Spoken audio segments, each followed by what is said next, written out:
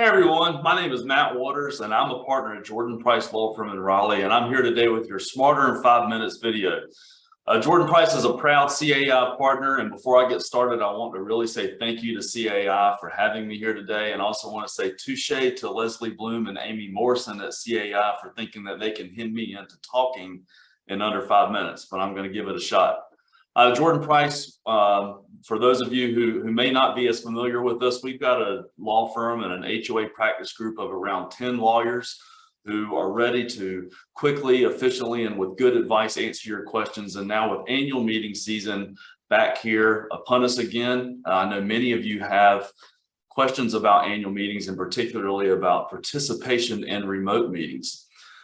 Now, the title of this presentation, Participation in Remote Meetings, may make some of you shudder or say, well, but Matt, I thought the whole point of these remote meetings, these virtual meetings, is that we don't have to hear or see our members anymore. Well, that's really a nice thought.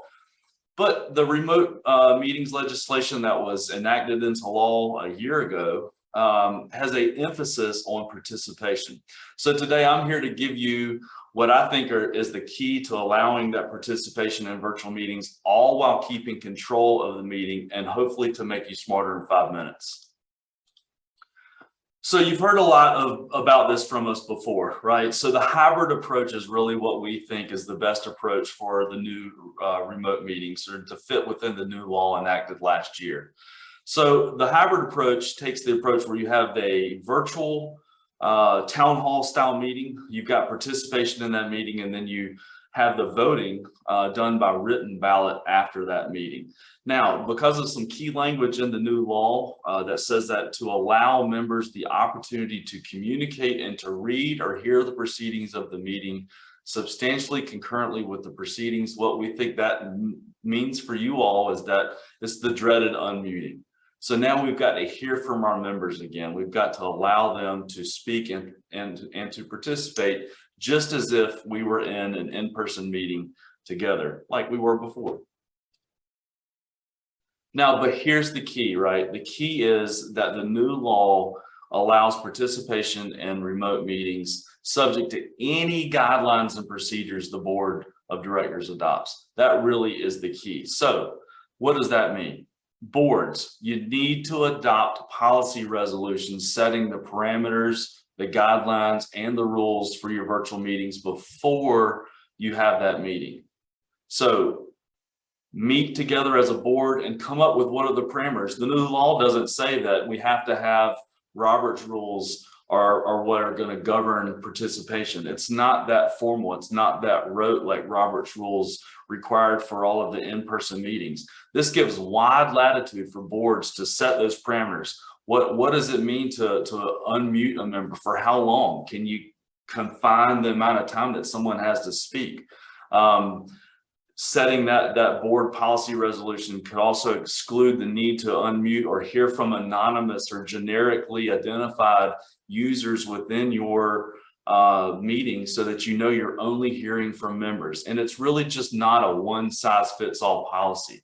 So for those of your communities that you know that there aren't any hot button contentious issues, and this is just going to be more of your standard meeting, then maybe you can have a longer time period for folks to unmute themselves. Maybe you have a set of guidelines and parameters for sort of a meet the candidates. And so you have candidates for your board of directors election.